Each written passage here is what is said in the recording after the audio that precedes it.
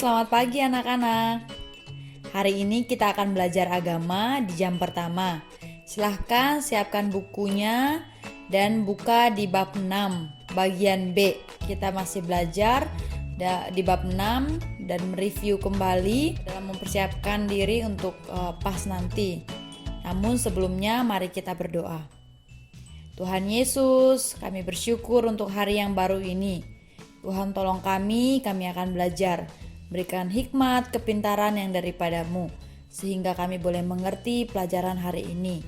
Di dalam nama Tuhan Yesus, kami berdoa dan kami bersyukur kepadamu. Amin. Ya, silahkan buka bukunya di bab 6.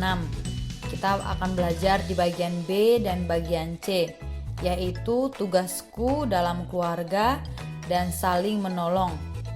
Dan kita akan belajar dari yang pertama, yaitu tugasku di dalam keluarga. Anak-anak, di dalam Alkitab ada kisah tentang seorang anak kecil yang juga bertanggung jawab atas tugas yang diberikan kepadanya, yaitu Samuel.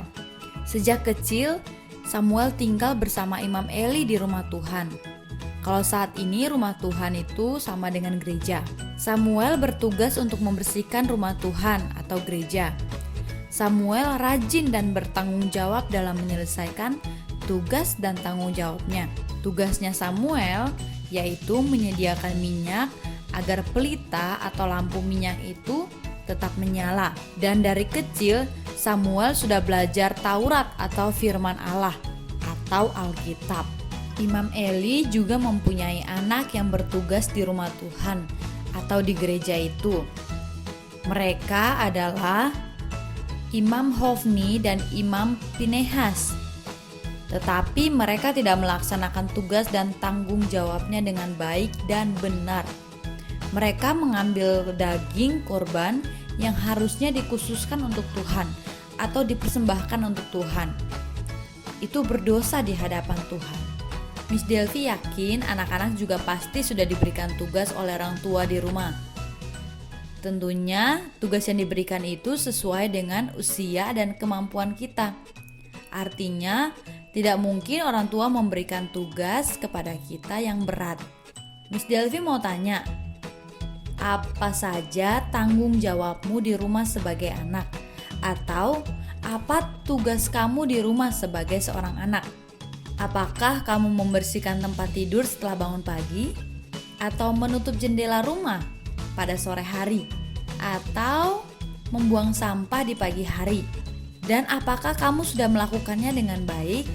Miss Delvi berharap anak-anak melakukan semua tugas dan semua tanggung jawab yang diberikan oleh orang tua dengan baik ya. Itu sama halnya dengan saling menolong atau membantu orang tua. Tentu kita menyayangi orang tua kita ya, sehingga kita membantu mereka atau kita menolong mereka. Sekarang kita masuk ke bagian C, yaitu saling menolong. Miss Delvi mau bertanya, apa ya saling menolong itu? Apakah anak-anak pernah menolong orang lain? Atau dalam masa pandemi ini kita lebih banyak waktu bersama dengan keluarga? Pernahkah kamu menolong mama di rumah? Atau menolong papa? Atau menolong kakak dan adik? Kalau pernah, puji Tuhan, itu sama dengan saling menolong. Di dalam Alkitab juga ada kisah tentang Paulus. Paulus mengajarkan kepada jemaat di Galatia agar mereka hidup saling menolong. Di dalam kitab Galatia 6 ayat 2 berkata, "Bertolong-tolonglah menanggung bebanmu, demikianlah kamu memenuhi hukum Kristus." Artinya, tugas kita yang berat akan terasa ringan apabila diselesaikan bersama-sama, terlebih dalam keluarga. Contohnya, ayah bekerja mencari nafkah, ibu merawatmu di rumah. Tetapi ada juga loh ibu yang bekerja untuk mencukupi kebutuhan keluarga. Dan tugas kamu sebagai anak-anak yaitu mendoakan mereka. Dan jadilah anak yang takut akan Tuhan dan menjadi kebanggaan bagi orang tua. Terlebih menjadi kebanggaan untuk Tuhan. tolong menolong dan hidup rukun akan membawa sukacita untuk keluarga. Terlebih nama Tuhan dipermuliakan.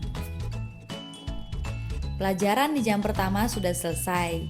Kita sudah belajar tentang tugas kita sebagai anak di rumah dan jadilah anak yang memiliki hati untuk saling tolong menolong. Dan hari ini Miss akan memberikan tugas kepada anak-anak. Buatlah sebuah video. Yang pertama adalah doakan keluarga kamu. Dan setelah doakan keluargamu, doakan untuk bangsa dan negara kita. Dalam kondisi saat ini sedang terjadi COVID, doakan supaya pertama untuk tenaga medis, para pasien COVID, supaya cepat sembuh, cepat pulih, supaya semuanya kembali normal. Selamat mengerjakan, Tuhan Yesus memberkati. Ditunggu paling lambat jam 9 sampai jam 10 malam. Oke? Terima kasih, Tuhan Yesus memberkati anak-anak kelas 2.